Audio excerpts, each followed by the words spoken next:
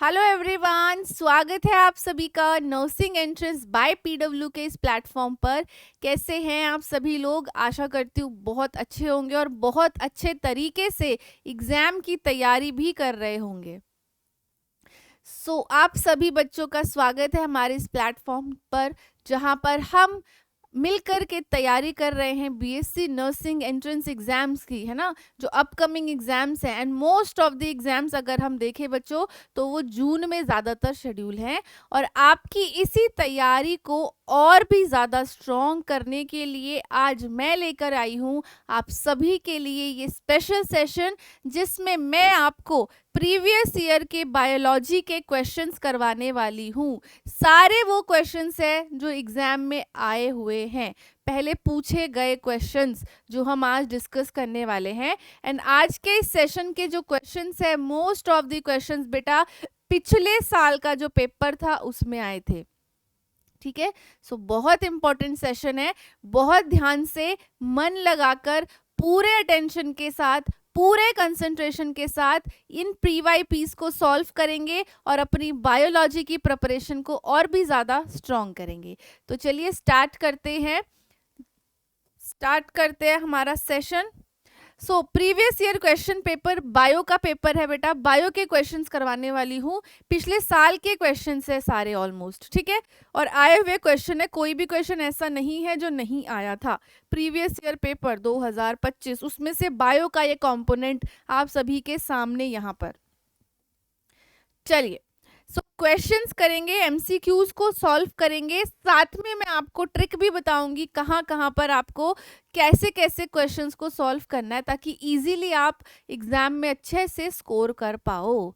ठीक है, तो चलो स्टार्ट करते हैं बेटा। हमारा पहला क्वेश्चन है, the fungal cell wall is primarily composed of which substance. देखो, जब भी कोई भी कॉम्पिटिटिव एग्जाम हो, है ना, कोई भी कॉम्पिटिटिव एग्जाम हो जहां पर एमसीक्यूज मिल रहे हैं आपको, सबसे पहला काम जो आपने करना है, क्वेश्चन को आराम से ध्यान से पढ़ना है, फिर ऑप्शन को पढ़ना है, राइट, तब आंसर दोगे। कई बार स्टूडेंट्स क्या करते हैं, क्वेश्चन देखा, अच्छा फंगल सेल वॉल पूछा हुआ है, ये तो इस चीज की बनी हुई होती है, और कई बार होता है वहां पर कुछ और लिखा हुआ है साथ में, वो देखा नहीं या ऑप्शन ही नहीं देखे ठीक से। तो ये गलती बिल्कुल नहीं करना, बहुत इंपॉर्टेंट ये आपके लिए पॉइंट है। क्वेश्चन पूरा पढ़ो, ध्यान से पढ़ो, एक एक वर्ड, इज एंड द और जो लिखा है ना सब पढ़ो, उसमें सारे ऑप्शंस पढ़ो।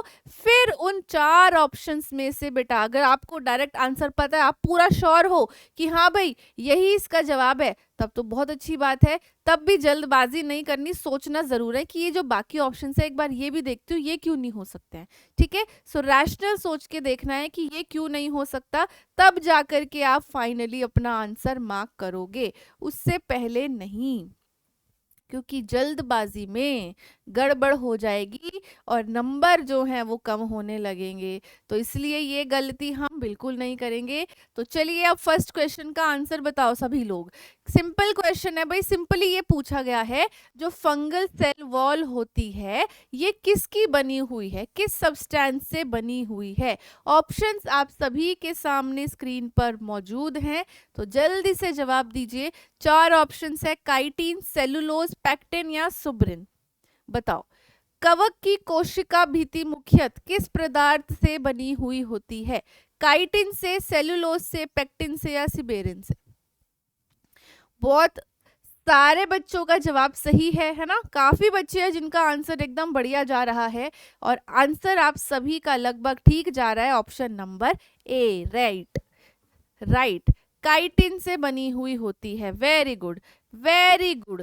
ये काइटिन से बनी हुई जो सेल वॉल है, ये क्या करती है, ये स्ट्रेंथ और रिजिडिटी प्रोवाइड करती है। प्रोवाइड स्ट्रेंथ, एक तो उसको स्ट्रेंथ देगी एंड उसको रिजिडिटी भी देगी।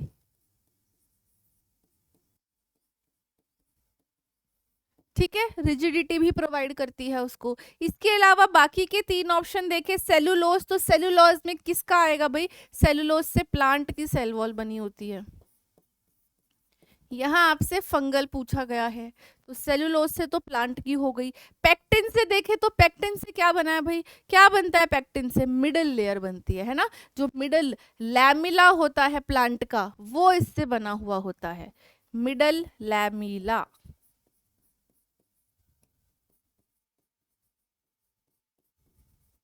प्लांट का, ये भी आपने याद रखना है। फिर फोर्थ ऑप्शन में सुबेरिन लिखा है। सुबेरिन क्या है, ये एक तरीके का प्रोटेक्टिव टिश्यू होता है, कोर्क जैसे, जैसे कोर्क, ये प्रोटेक्टिव टिश्यू है, प्रोटेक्शन देता है, तो ये सेल वॉल से नहीं बना हुआ। तो हर ऑप्शन का आपके पास रैशनल होना चाहिए, पता होना चाहिए ये क्यों नहीं है भाई। सेलुलोज क्यों नहीं है, क्योंकि सेलुलोज से तो प्लांट सेल वॉल बनी होती है। फंगल सेल वॉल हमसे पूछी गई है, तो फंगल सेल वॉल तो काइटिन से बनी है। और ये मैंने आपको अभी जब हमने प्लांट किंगडम पढ़ा था वहां पर भी मैंने आपको बताई थी ये चीज, है ना, पढ़ा था ना हमने, जब फंगाई पढ़ा था तब भी बताया था मैंने। ठीक है, चलो नेक्स्ट क्वेश्चन पे प्रोसीड करते हैं बेटा। नेक्स्ट क्वेश्चन, चलिए नेक्स्ट क्वेश्चन आप सभी के सामने, फ्रॉम विच एल्गी इज एगार एगार मेनली एक्सट्रैक्टेड, एक्सट्रैक्टेड यानी कि एगार एगार मुख्यतः किस शैवाल से प्राप्त किया जाता है। ये पॉइंट भी बेटा अभी थोड़े दिन पहले हमने पढ़ा है। जिस जिस धुरंधर ने मेरा सेशन अटेंड किया था एल्गी वाला, मैं पूरा श्योर हूं उनको जरूर इसका जवाब पता होगा। और कमेंट्स के अंदर भी आप अपने आंसर्स को लिखते रहिए, लगातार सोचिए समझिए फिर आंसर दीजिए। ऑप्शंस आप सबके सामने हैं, जेलिडियम, स्पाइरोगायरा, क्लोरेला या यूलोथ्रिक्स। भाई वो कौन सी एल्गी है जिससे ये बना हुआ है, सोचो भाई सोचो, सोचेंगे भाई सोचेंगे, जल्दी जल्दी सोचेंगे, किससे बनी है।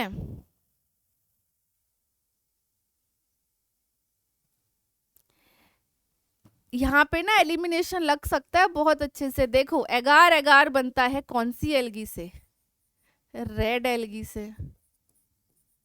किससे बनता है बेटा, रेड एल्गी से बनता है।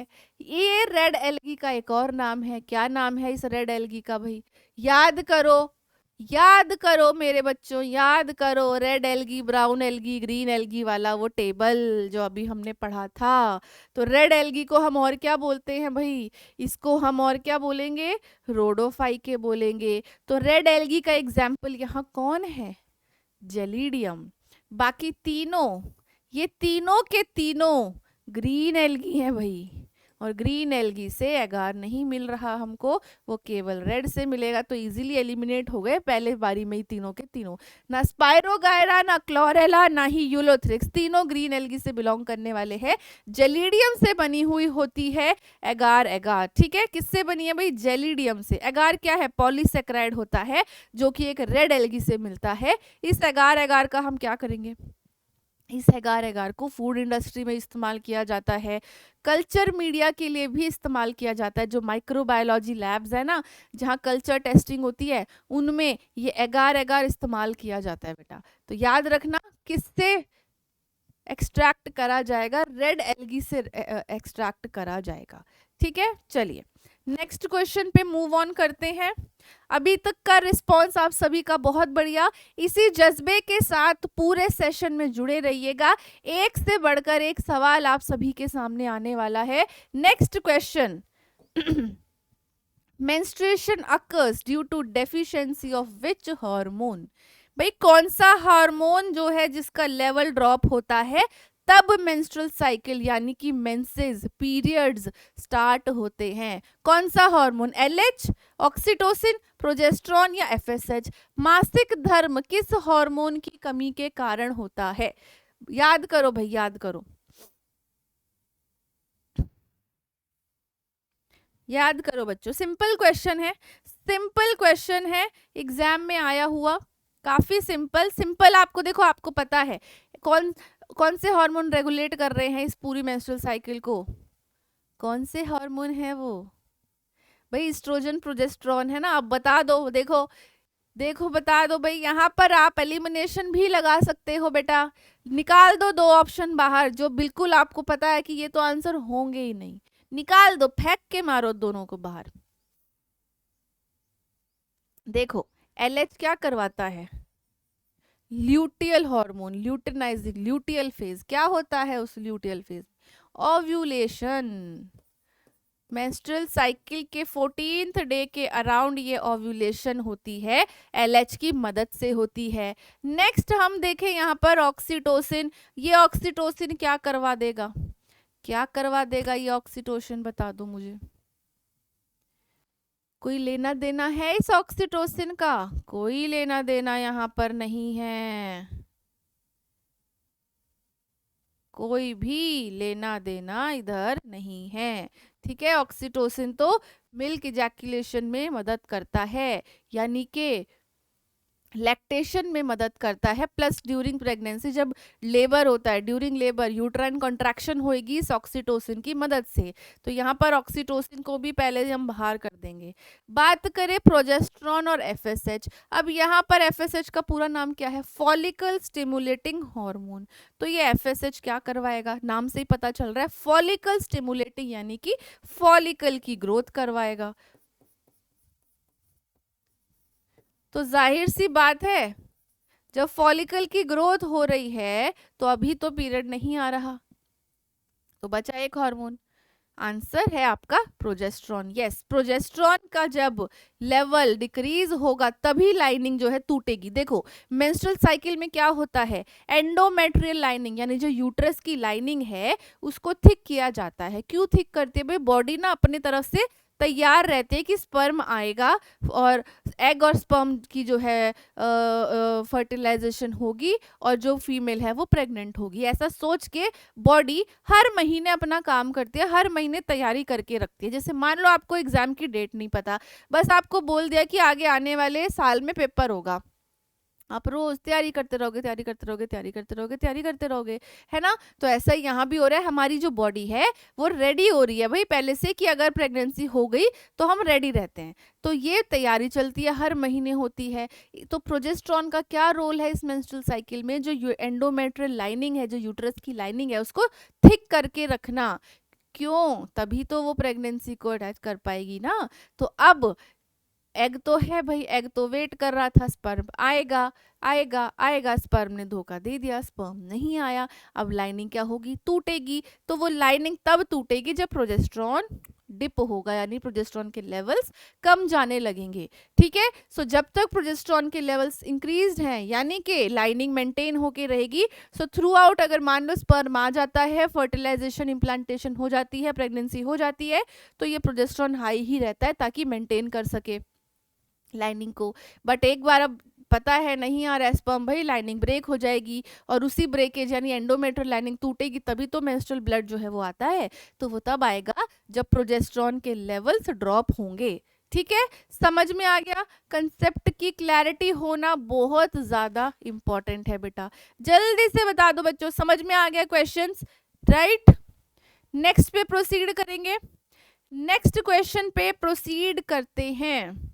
चलिए बहुत बढ़िया, सारे चैंपियंस बच्चे हैं, बहुत बढ़िया, बहुत अच्छे। Next question, in which bony structure is the pituitary gland house, यानी कि वो कौन सा बोनी स्ट्रक्चर है जिसमें हमारा ये पिट्यूटरी ग्लैंड प्रेजेंट होता है। पिट्यूटरी ग्रंथि किस अस्थि संरचना में स्थित होती है? ऑप्शंस आपके सामने हैं, क्लेविकल, पार्स मीडिया, सेला टर्सिका या क्रेनियम। बहुत सिंपल, बहुत सिंपल बेटा, बहुत सिंपल। चलो जल्दी से बता दो, ये तो काफी सिंपल है, सारे ऑप्शंस जा रहे हैं यहाँ पर। क्रेनियम गया, पार्स मीडिया गया, क्लेविकल, क्लेविकल तो बोन है भाई। ठीक है, कहाँ होता है, सेला टर्सिका। ये सेला टर्सिका क्या है, ये सेला टर्सिका क्या है, स्फिनॉइड बोन के अंदर एक डिप्रेशन होता है जहां ये पिट्यूटरी बेचारी सिचुएटेड होगी और ये सेला टर्सिका इस पिट्यूटरी को प्रोटेक्ट करके रखता है। ठीक है, pituitary gland very important, master gland जिसे हम कहते हैं, मास्टर ग्लैंड, क्योंकि सारे हार्मोन्स, सारे हर चीज यही तो कंट्रोल कर रहा है, सारे हार्मोन्स को, इसीलिए इसको मास्टर ग्लैंड बोला जाता है। ठीक है, क्लियर, सिंपल था ये तो काफी ज्यादा। Next question, knee joint is an example of which type of joint. हमारा ये जो घुटना है, घुटने का ये जो जोड़ है, ये किस प्रकार का जोड़ है, क्योंकि जोड़ों के अलग अलग प्रकार होते हैं बेटा। तो अब ये घुटने जो है हमारे, ये किस प्रकार का जो जॉइंट कहलाता है? Pivot joint, hinge joint, saddle joint या बॉल एंड सॉकेट जॉइंट? कौन सा है भाई?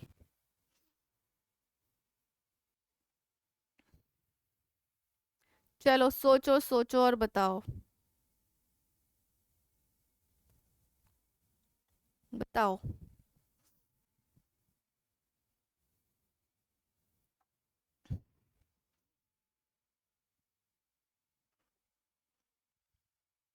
जॉइंट्स का इमेज सामने रखो और सोचो कि भाई नी जॉइंट है तो नी का क्या काम है, कौन सी मूवमेंट हो रही है।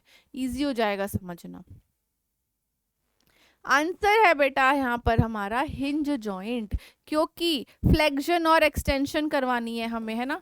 हमारा नी फ्लेक्स होगा, एक्सटेंड होगा।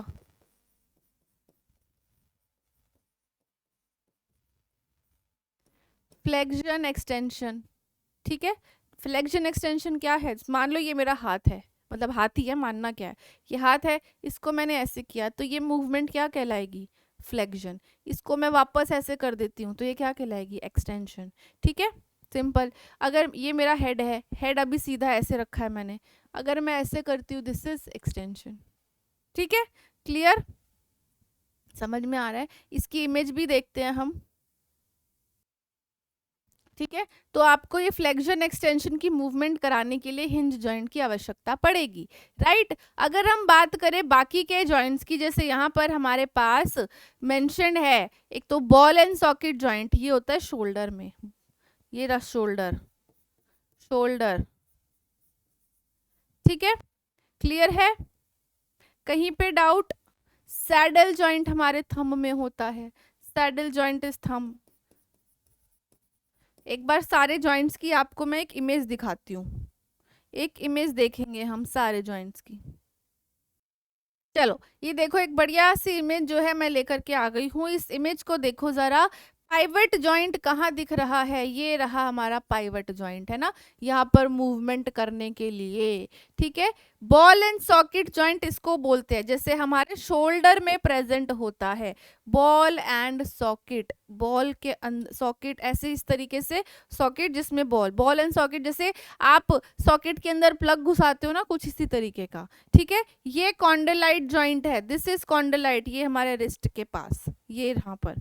ठीक है, थंब के पास ये जो हमारा मूवमेंट हो रही है, ये सैडल जॉइंट की वजह से हो रही है, राइट। देन ये हिंज जॉइंट है, ये वाला, ये जो मूवमेंट कर रहे हैं, it is because of hinge joint.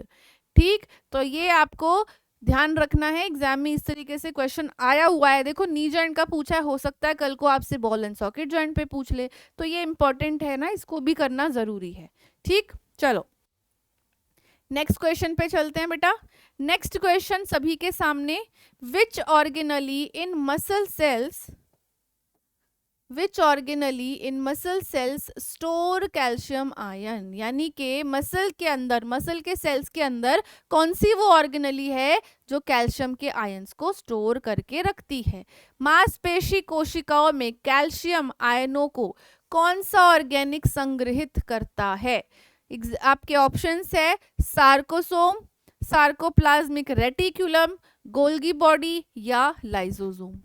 सोचो, सोच के देखो कौन सी वो ऑर्गेनली होगी जिसमें कैल्शियम आयन स्टोर हो जाएंगे मसल्स में। क्या काम है इस कैल्शियम का? ये जो कैल्शियम आयन है ये क्या कराएंगे? ये मसल कॉन्ट्रैक्शन में मदद करते हैं बेटा, मसल को कॉन्ट्रैक्ट कराने में मदद करते हैं, इसीलिए इनको स्टोर करना जरूरी है। भाई जरूरत पड़ेगी ना कैल्शियम की, जब भी आप मसल कॉन्ट्रैक्शन होना होगा, तो इस आयन को यानी कैल्शियम को स्टोर कौन कर रहा है? बहुत सिंपल आंसर है बेटा, सार्कोप्लाज्मिक रेटिक्यूलम ही इसको स्टोर करके रखेगा। ठीक है, स्पेशलाइज्ड होता है ये मसल के अंदर, स्पेशल होता है ये मसल के अंदर, जो कैल्शियम आयन को स्टोर करके रखता है। क्यों स्टोर कर रहा है? क्योंकि कंट्रैक्शन के लिए इस कैल्शियम की हमको जरूरत पड़ेगी, तो उस कैल्शियम को जब चाहिए होगा तो यहाँ से हम ले लेंगे। ठीक है, सिंपल है। नेक्स्ट क्वेश्चन पे चलते हैं। नेक्स्ट क्वेश्चन आप सभी के सामने, Dobson unit is used to determine the thickness of which layer. Dobson इकाई का उपयोग किस परत की मोटाई मापने के लिए किया जाता है? भाई किस चीज को नापते हैं इससे? स्पेशली यहाँ देखो लेयर लिखा हुआ है, लेयर हिंट भी दिया हुआ है, आंसर में ही क्वेश्चन में ही आंसर भी छुपा हुआ है। ध्यान से अगर आप देखो, डॉब्सन यूनिट का इस्तेमाल किसकी थिकनेस को चेक करने के लिए होगा? एक बार ऑप्शन पढ़ो, और इस ऑप्शन में तो आप बिना इसमें ज्यादा सोचने की भी जरूरत नहीं है, क्योंकि इसके ऑप्शन ही ऐसे हैं, है ना। ऑप्शन क्या क्या है? Ozone layer, solid waste, radio active waste, deforestation. अब देखो क्या लिखा है यहाँ, लेयर लिखा है, तो क्या डिफॉरेस्टेशन कोई लेयर है? नहीं। रेडियो एक्टिव वेस्ट कोई लेयर होती है क्या? नहीं होती है। सॉलिड वेस्ट कोई लेयर है? नहीं, ये तो कचरे का एक टाइप है। तो बचा क्या? ओजोन, सिंपल, ओजोन लेयर, है ना। कैसे नापते हैं इसको? ये बेसिकली डॉब्सन यूनिट को चेक करेंगे इसमें, ठीक है। डिवाइस होगा, उसके थ्रू ओजोन की थिकनेस को यूज किया जाएगा। ओजोन का क्या काम होता है? यूवी रेडिएशन से प्रोटेक्ट करना, प्रोटेक्ट फ्रॉम यूवी।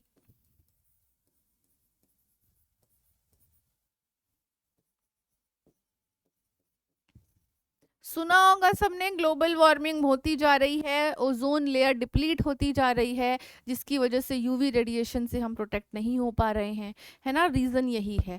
तो ये ओजोन लेयर बेहद इंपॉर्टेंट है, और इसी की थिकनेस अगर देखनी है तो वो डॉब्सन यूनिट से जो है देखी जाती है। ठीक है, क्लियर, क्लियर है। बाकी जो आपके ऑप्शंस थे काफी सिंपल थे। देखो, डिफॉरेस्टेशन तो कोई लेयर होता ही नहीं है। डिफॉरेस्टेशन यानी जब जंगल वंगल पेड़ पौधे सब काटे जा रहे हैं, है ना। Radio active waste is a different, solid waste, liquid waste, chemical waste, infective waste, ये तो कैटेगरी हो गई वेस्ट की। तो ये भी आंसर नहीं था, तो बहुत इजी था वैसे ही। अगर आपने नहीं भी पढ़ा है ना बाई चांस, तो ऑप्शंस को देखकर भी आप इस आंसर को कर सकते थे, बट अब हमने ये पढ़ लिया है कि डॉब्सन यूनिट को इस्तेमाल करते हैं हम ओजोन की लेयर को देखने के लिए, थिकनेस को नापने के लिए, है ना। इजी था। कई बार ऐसे ऑप्शंस आए हुए हैं, देखो ये आया हुआ क्वेश्चन है, ऐसे ऑप्शंस के साथ भी क्वेश्चन आए हुए हैं, तो आप ध्यान से पढ़ोगे तो आराम से ये भी हो सकता है, कर सकते हो आप आराम से। ठीक है, चलो नेक्स्ट क्वेश्चन बेटा सभी के सामने, Nissl granules are found in which type of cell. किस तरीके के सेल्स में निसल ग्रैन्युल्स जो है पाए जाते हैं? बताओ, किस तरीके की कोशिका जिसे हम सेल बोलते हैं किस में पाए जाएंगे? रेड ब्लड सेल में, न्यूट्रोफिल में, मसल सेल में, या फिर न्यूरॉन में? बताओ। निसल ग्रैनुअल्स, याद करो बच्चों, याद करो, याद करो भाई। सिंपल ही है ये। एक सेल होता है, कुछ ऐसे ऐसे ऐसे बनाते हैं हम उसको, ये कुछ ऐसे ऐसे,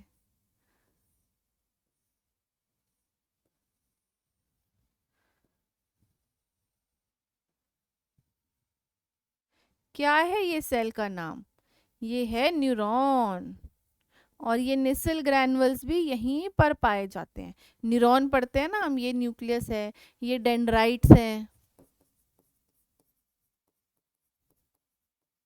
है ना। शॉर्ट शॉर्ट ब्रांचेस जो होती हैं उसे हम क्या बोलते हैं? डेंड्राइट्स। ये जो एक लॉन्ग फाइबर है, ये क्या है? ये होता है एक्सॉन। यही एक्सॉन बेटा एक लेयर से कवर होता है, जिसे हम बोलते हैं माइलिन शीथ, जो सिग्नल ट्रांसमिशन में हेल्प करेगा, फास्ट करा देगा। माइलिन शीथ, जिस न्यूरॉन में माइलिन शीथ है उसको माइलिनेटेड न्यूरॉन बोलते हैं, जिसमें नहीं है उसको अनमाइलिनेटेड बोलते हैं।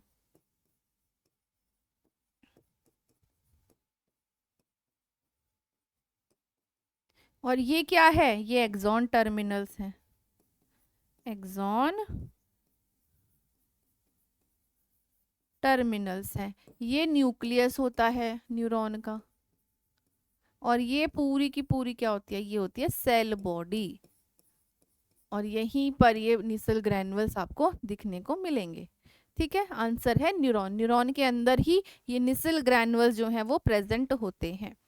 ठीक है, सो कंप्लीट डायग्राम आप सभी के सामने बना दिया। न्यूरॉन बहुत इंपॉर्टेंट टॉपिक है, यहाँ से क्वेश्चन आने के पूरे पूरे चांसेस है एग्जाम में क्वेश्चन उठने के।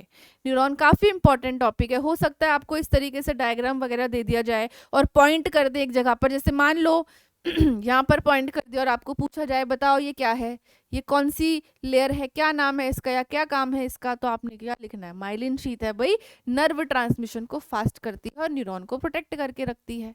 सिंपल। ठीक है, आगे बढ़े, आगे बढ़े। तो ये हमने कर लिए निसल ग्रैनुअल्स। कहाँ प्रेजेंट थे, ये सेल बॉडी में थे, है ना, ये ऑलरेडी मैंने बता दिया आपको, पर आप चाहो तो इसको ऐसे भी लिख लो, न्यूरॉन की सेल बॉडी के अंदर ये निसल ग्रैनुअल्स प्रेजेंट होते हैं। चलो बच्चों, नेक्स्ट क्वेश्चन की तरफ बढ़ेंगे। How many chromosomes are present in secondary spermatocyte. फिर से पढ़ेंगे, कितने क्रोमोसोम हैं सेकेंडरी स्पर्मेटोसाइट के अंदर। एक द्वितीयक शुक्राणुजनक यानी सेकेंडरी स्पर्मेटोसाइट में कितने गुण स्त्रोत पाए जाते हैं? 46, 23, 20 और 10। देखो एलिमिनेशन लगेगा यहाँ पर, एलिमिनेशन लगेगा। अब ये ना कुछ इस तरीके के क्वेश्चन होते हैं, बच्चों को ऐसे होता है अच्छा अरे तो क्रोमोसोम पूछा है फटाफट टिक कर देंगे।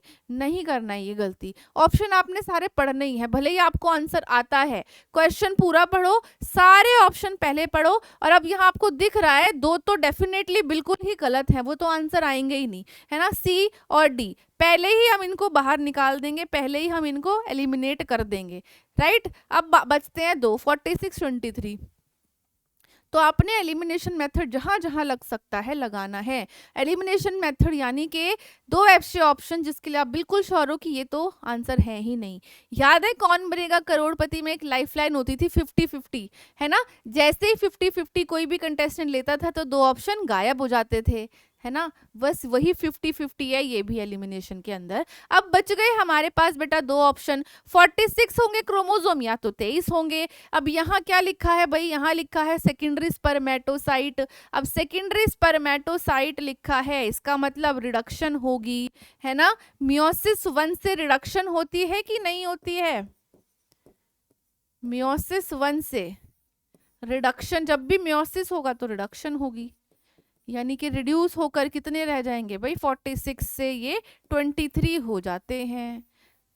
तो आंसर क्या चला गया आपका, आंसर चला गया 23 यानी कि हेप्लॉइड। और यहाँ ना हो सकता है हेप्लॉइड लिखा हो ऑप्शन के अंदर, हेप्लॉइड डिप्लॉइड भी लिखा हुआ आ सकता है ऑप्शन में, तो कंफ्यूज नहीं होना, इसको याद रखना आपने। 23 यानी 23 क्रोमोसोम को हेप्लॉइड बोला जाता है, 46 होंगे तो डिप्लॉइड बोला जाता है। और ये सेकेंडरी स्पर्मेटोसाइट मियोसिस 1 के बाद होता है, तभी बनता है, तो मियोसिस 1 में रिडक्शन होगी, 46 से 23 क्रोमोसोम जो है वो रह जाएंगे। इसका मतलब कि कितना आंसर हो गया हमारा, बी ऑप्शन यानी 23।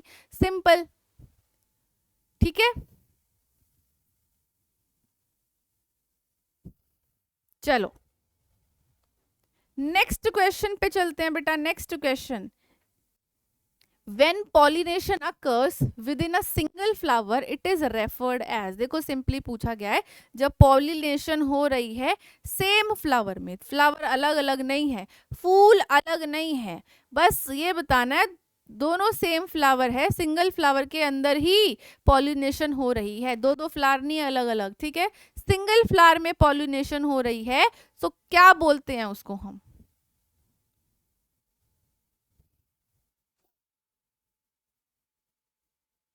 बताओ, बहुत सिंपल, ऑटोगैमी। क्या बोलते हैं? ऑटोगैमी बोलते हैं। देखो नन ऑफ द अबव तो पहले ही निकल जाएगा, क्रॉस पॉलिनेशन भी नहीं होगा, कंफ्यूजन वाले टर्म है ये दो, ऑटोगैमी और जिनेटोगैमी। ऑटोगैमी ही होता है जब सिंगल फ्लावर के विद इन ही पॉलिनेशन हो रही है। ठीक है, क्लियर। अगर सेम प्लांट हो और फ्लावर डिफरेंट हो तब आपका जिनेटोगैमी आएगा। सेम फ्लावर,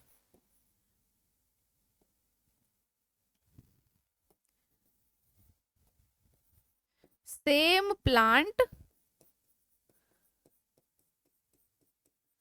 डिफरेंट फ्लावर, तब आपका ये ऑप्शन जाता, बट यहाँ पर लिखा है सिंगल फ्लावर, सिंपली मेंशन किया गया हुआ है, ठीक है। तो ऑटोगैमी में हमेशा सेम फ्लावर में ही पॉलिनेशन होती है।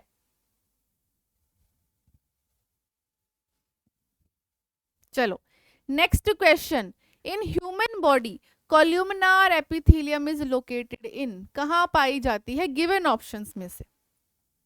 क्या किडनी में होती है कॉल्यूमनार एपिथेलियम, इंटेस्टाइन में होती है, लिवर में होती है, कि लंग्स में होती है? कहाँ पर होती है, कौन से वाले पार्ट के अंदर?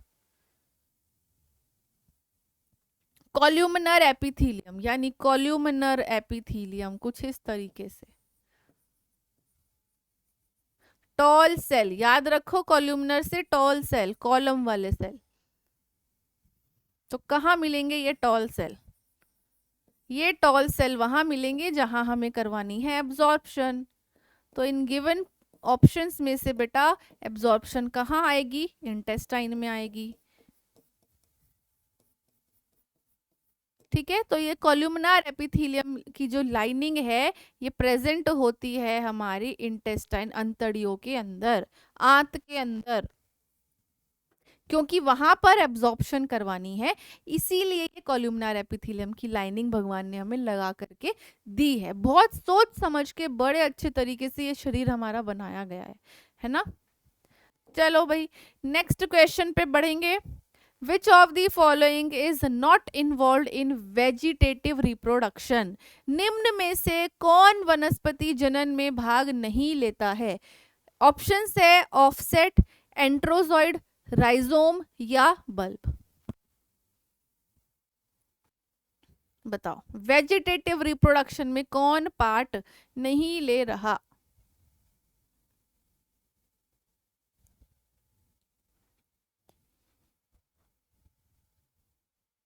देखो जहां पर भी वेजिटेटिव रिप्रोडक्शन की बात आ गई, समझ जाओ भाई अंडरग्राउंड स्टेम मॉडिफिकेशन अगर है ना, अंडरग्राउंड स्टेम मॉडिफिकेशन है, तो कौन सा हिस्सा होगा जो पार्ट नहीं लेगा? भाई बल्ब नहीं लेगा ना, बल्ब नहीं लेगा पार्ट। फॉर एग्जाम्पल जैसे प्याज, जैसे प्याज यानी अनियन का एग्जाम्पल ले सकते हैं हम, अनियन का एग्जाम्पल हम ले सकते हैं, ठीक है।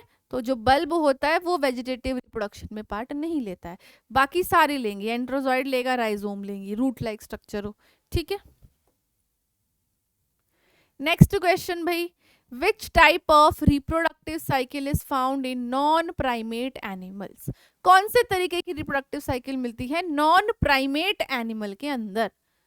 नॉन प्राइमेट एनिमल के अंदर ऑप्शंस आपके सामने है, menstrual cycle, इस्ट्रस cycle, puberty cycle या फिर कार्बन साइकिल। कौन सी होगी बताओ?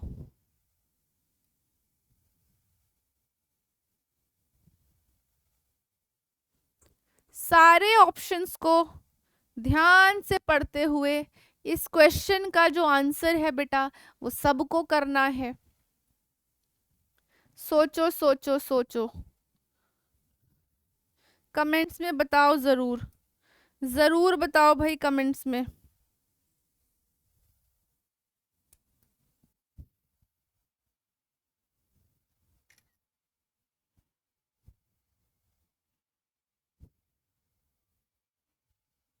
हाँ जी,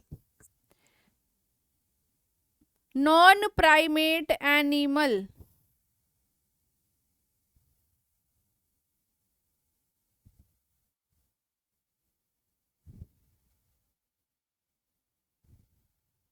कौन होते हैं नॉन प्राइमेट एनिमल? सबसे पहले तो ये क्लियर होना चाहिए कि ये नॉन प्राइमेट एनिमल आखिर है क्या चीज। भाई है क्या ये नॉन प्राइमेट और प्राइमेट एनिमल? ये डिफरेंस पहले हमें एक तो क्लियर होना ही चाहिए, है ना।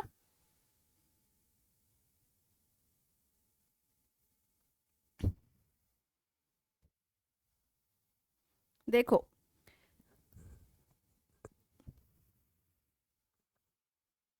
जो प्राइमेट से बिलोंग नहीं करते, स्पेसिफिकली जो मैमल्स होते हैं और प्राइमेट से बिलोंग नहीं करते, उन्हें हम नॉन प्राइमेट एनिमल्स जो है वो बोलते हैं। फॉर एग्जाम्पल काओ, शीप, गोट, जितने फार्म एनिमल हो गए या पेट हो गए, डॉग, कैट, वाइल्ड एनिमल्स हो गए, ये सभी इस कैटेगरी में आएंगे। अब सिंपल पूछा गया है नॉन प्राइमेट एनिमल्स में कौन सी साइकिल होती है, menstrual cycle, oestrus cycle, puberty cycle या कार्बन साइकिल। देखो मेंस्ट्रुअल साइकिल तो प्राइमेट्स में होती है। किस में होती है? प्राइमेट्स में। डेफिनेटली ये तो आंसर फिर नहीं है, क्योंकि ये तो होती ही प्राइमेट के अंदर है। बात करें अगर हम नेक्स्ट ऑप्शन यानी कि एस्ट्रस साइकिल की, तो यही आपका सही आंसर है, क्योंकि एस्ट्रस साइकिल के जरिए ही ये नॉन प्राइमेट एनिमल जैसे काओ, शीप, डियर, टाइगर हो गया, इनके अंदर इनकी जो एंडोमेट्रियल की लाइनिंग है वो रीअब्जॉर्ब कर ली जाती है जब फर्टिलाइजेशन नहीं होती। जैसे ह्यूमंस के अंदर जब फर्टिलाइजेशन नहीं हो रही तब मेंस्ट्रुअल साइकिल वो पूरी चल रही है, ऐसे नॉन प्राइमेट में एस्ट्रस साइकिल जो है बेटा वो होती है। ठीक है, एस्ट्रस साइकिल जो है वो होती है। इसके अलावा अगर हम बाकी ऑप्शन देखें जैसे प्यूबर्टी साइकिल, प्यूबर्टी तो डेवलपमेंटल स्टेज है, यहाँ पर सेक्सुअल मैच्योरिटी होती ही नहीं है, तो ये तो रिप्रोडक्टिव साइकिल कहलाएगी ही नहीं। लास्ट ऑप्शन आपका कार्बन साइकिल है, इस कार्बन साइकिल का भी रिप्रोडक्शन के साथ कोई लेना देना है नहीं, है ना, सिंपल है। तो ये आप एलिमिनेट कर सकते थे क्योंकि स्पेशली लिखा हुआ है रिप्रोडक्टिव। अब कार्बन साइकिल का रिप्रोडक्शन से कोई लेना देना नहीं है। प्यूबर्टी की हम बात करें, प्यूबर्टी डेवलपमेंटल स्टेज है, प्यूबर्टी तक कोई भी प्रकार का जीव जो है रिप्रोडक्शन की स्टेज तक नहीं पहुंचता है, तो डेफिनेटली ये भी रिप्रोडक्शन में नहीं आएगी। तो बचे दो, मेंस्ट्रुअल साइकिल होती ही किस में? प्राइमेट्स में होती है, तो डेफिनेटली आंसर हमारा एस्ट्रस साइकिल चला गया, है ना। चलो नेक्स्ट क्वेश्चन बेटा, diploblastic organism can be classified under which phylum. Animal kingdom से बेटा क्वेश्चन आप सभी के सामने, अभी रिसेंटली एनिमल किंगडम हम पढ़ रहे हैं, उसी एनिमल किंगडम का क्वेश्चन आपके सामने आ चुका है। डिप्लोब्लास्टिक ऑर्गेनिज्म को कौन से फाइलम में रखा जाएगा? कल ही हमने क्लास में रिप्रोडक्ट एनिमल किंगडम की क्लास में फाइलम स्टार्ट करे थे, है ना। जल्दी से आंसर बता दो भाई, फटाफट बता दो, स्टार्स, चैंपियंस, जल्दी से जल्दी से। ऑप्शन क्या है? Ctenophora, platyhelminth, protozoa and protista. अब ये प्रोटिस्टा तो यहाँ पर बिलोंग कर रहा है क्या? एनिमल किंगडम में प्रोटिस्टा का काम है? नहीं है, बाहर निकालो इसको। प्रोटोजोआ का काम है? नहीं है, इसको बाहर निकालो। अब दो बच गए आपके पास, एक टीनोफोरा बच गया, एक प्लेटीहेल्मिन्थ। प्लेटीहेल्मिन्थ जो फ्लैट वॉर्म्स थे भाई, अब बताओ किस में है? डिप्लोब्लास्टिक। कल पढ़ा भी है हमने, पढ़ा है हमने, बहुत रिसेंटली पढ़ा है। जिसने नहीं देखी है वीडियो, एनिमल किंगडम की वीडियो देखो। Answer is Ctenophora. डिप्लोब्लास्टिक यानी कितनी लेयर हो गई बेटा? 2 जर्म लेयर हो गई। क्या नाम है उसका? एक्टोडर्म और एंडोडर्म। जब 2 होंगी तो उसको डिप्लो बोलेंगे, 3 होगी तो ट्रिफ्लो बोलेंगे। तो एक्टोडर्म एंड एंडोडर्म है यहाँ पर।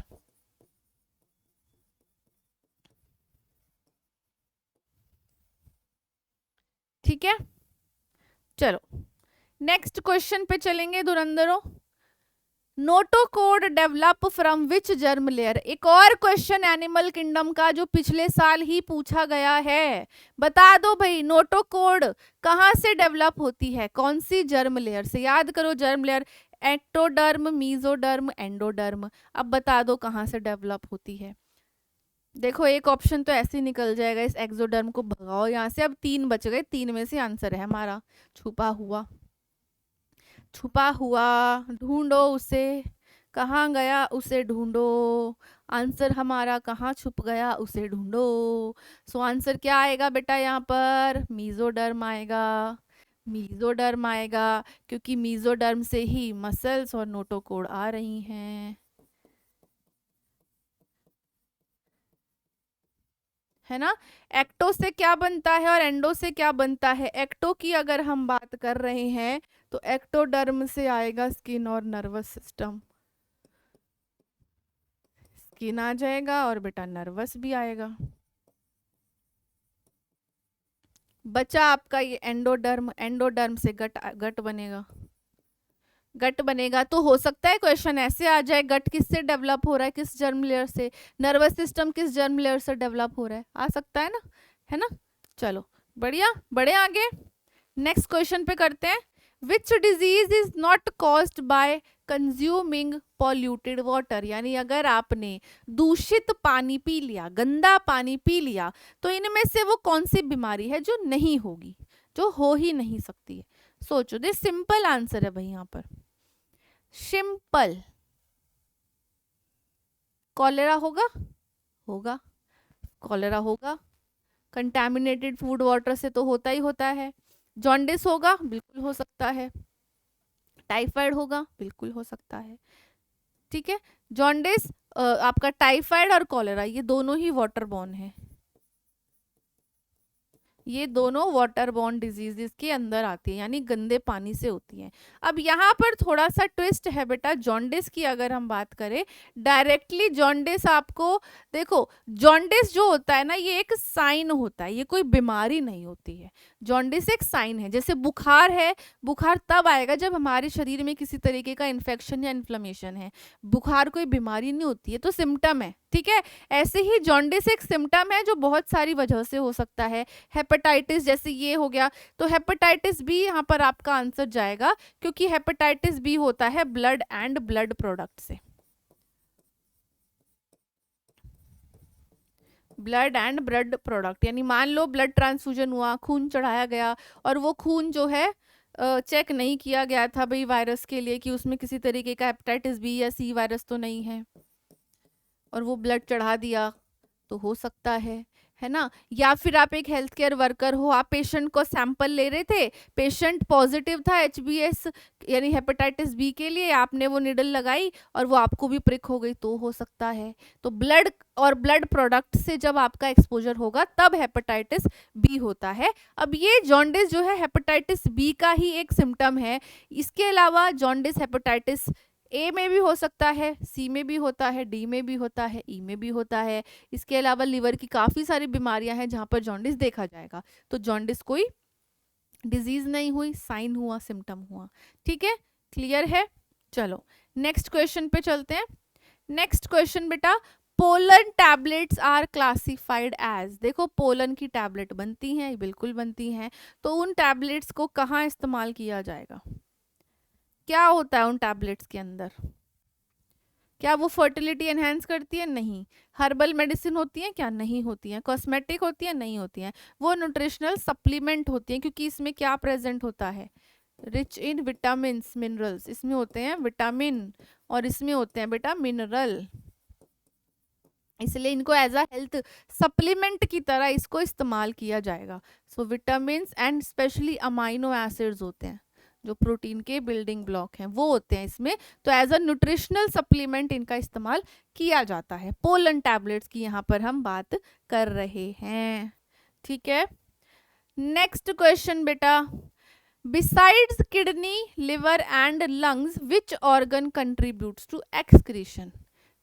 देखो एक्सक्रीशन क्या होता है, बॉडी से कुछ बाहर निकाल रहे हैं, जैसे किडनी से वेस्ट प्रोडक्ट बाहर निकलता है यूरिन की फॉर्मेशन में, लिवर में से भी निकलता है ना, लंग्स से भी निकल रही है कार्बन डाइऑक्साइड, तो ऐसे ही और कौन सा ऑर्गन है इन सब में से जो वेस्ट प्रोडक्ट को बाहर निकाल रहा है, बहुत सिंपल।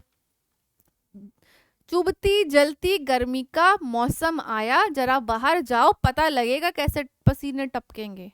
वो पसीने कहाँ से आए, आपके स्किन से आए, therefore skin is an organ, skin organ होता है बेटा, है ना। ये चीज वो मत करना, skin is the largest organ, तो स्किन से यानी स्वेटिंग की फॉर्म में, पसीने की फॉर्म में जो वेस्ट है वो हमारी बॉडी से बाहर निकल जाता है।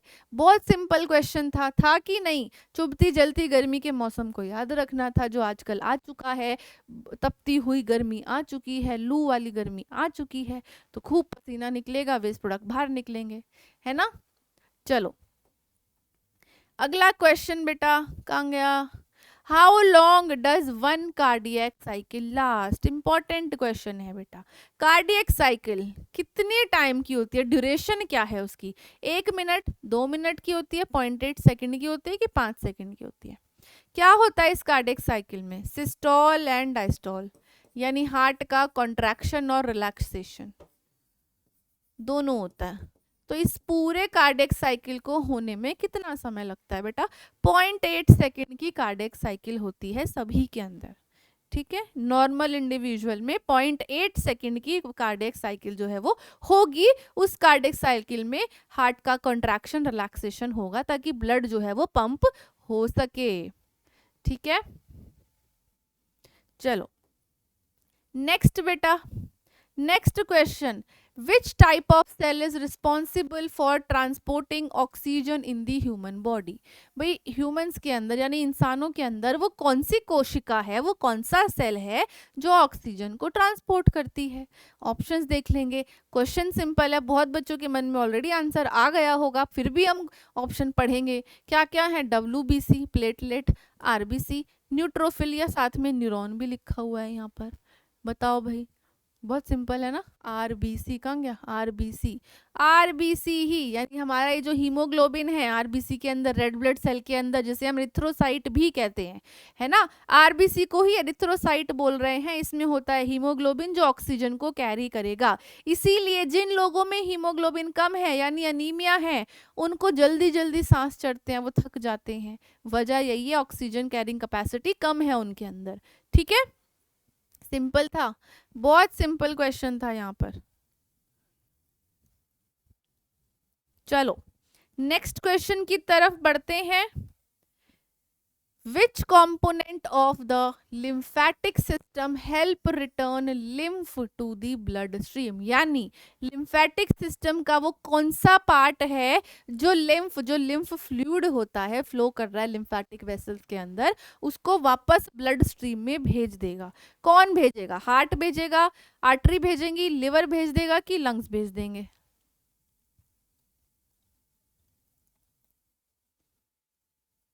बताओ भाई, बताओ भाई। आर्टरी क्या कैरी करती है, ब्लड कैरी करती है, तो आर्टरी को तो यहाँ से बाहर निकाल दो। रही बात हार्ट की, हार्ट का काम भी क्या है, ब्लड को पंप करना, ये भी तो ब्लड पंप करेगा। तो दो ऑप्शन तो आपके निकल गए यहाँ पर। अब बताओ, दो ऑप्शन रह गए, लिवर और लंग्स। लिवर का क्या काम है, लिवर का काम होता है डिटॉक्सिफिकेशन करना, मेटाबॉलिज्म करना, तो डेफिनेटली ये भी आंसर नहीं है। तो बचा क्या हमारे पास यहाँ पर हमारे पास बच गया लंग्स। देखो एक्चुअली इस क्वेश्चन का आंसर पता है क्या है, थोरैसिक डक्ट। अगर मान लो बच्चों, ध्यान से सुनना चैंपियंस, बहुत ध्यान से सुनना, एक्चुअली इस क्वेश्चन का आंसर होता है थोरैसिक डक्ट। थोरैसिक डक्ट से ये लिम्फ जो फ्लूइड है वो निकलेगा, ठीक है, फिर कहाँ जाएगा, सब क्लेविन वेन में जाएगा।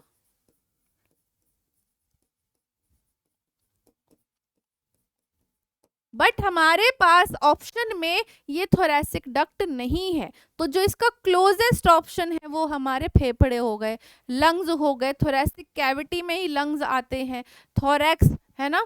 तो ये लंग्स हम यहाँ आंसर इसलिए ही कर रहे हैं। अगर ऑप्शन में यहाँ पर आपके पास लिखा होता थोरैसिक डक्ट, तो आपका आंसर थोरैसिक डक्ट जाता। ध्यान से इस बात को नोट जरूर करना बेटा, ठीक है, ठीक है। अगर यहाँ पर लिखा होता थोरैसिक डक्ट तो फिर आपका आंसर वही जाना था, फिर लंग्स नहीं जाता। क्लियर है, ये ऐसी ऐसी थोड़ी सी आ जाती हैं क्वेश्चंस इस तरीके के भी। चलिए बेटा, लास्ट क्वेश्चन बेटा, लास्ट क्वेश्चन पिछले प्रीवियस ईयर के एग्जाम के पेपर में से, what is the primary cause of eutrophication in water bodies. जो यूट्रोफिकेशन होती है वाटर बॉडीज के अंदर, उसका प्राइमरी कॉज क्या है, किस वजह से यूट्रिफिकेशन होती है, किस वजह से यूट्रिफिकेशन होती है।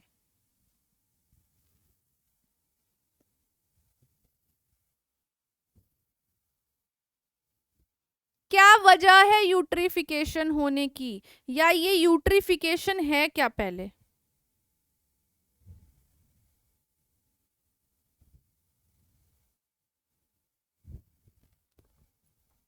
लास्ट क्वेश्चन है, सोच समझ के जवाब दीजिए।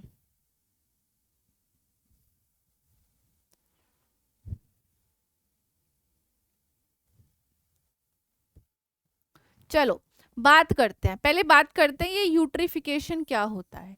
ये बेटा एक प्रोसेस है, प्रोसेस जिसमें water bodies process in which water bodies become, क्या होता है बताओ? वाटर बॉडीज जब बेहद न्यूट्रिशियस हो जाती है, न्यूट्रिशियस का क्या मतलब हुआ भाई? क्या उसके अंदर भर भर के विटामिन आ जाएंगे? कुछ ऐसा ही समझ लो। जब बहुत सारे मिनरल्स और न्यूट्रिएंट से वो एनरिच हो गई है, उसको हम यूट्रिफिकेशन बोलते हैं। Bodies become enriched with nutrients and minerals.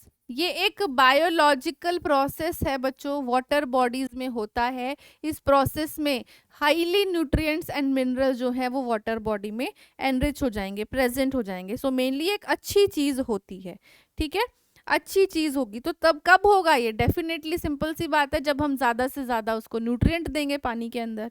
इसीलिए जो फर्टिलाइजर्स होते हैं फार्म सीवेज डिटर्जेंट वाले, वो वॉश करते हैं लेक और पॉन्ड में। इसके अलावा जो एल्गल ब्लूम होता है वो भी एक तरीके से सुपर फूड की तरह एक्ट करता है ना। तो न्यूट्रिएंट्स हम देंगे, है ना, अलग अलग तरीके से न्यूट्रिएंट्स प्रोवाइड करेंगे, जिससे इन न्यूट्रिएंट्स का ओवरलोड हो जाएगा पानी में। और उसी स्टेट को, उसी प्रोसेस को हमने एक नाम दे दिया है यूट्रिफिकेशन का, ठीक है।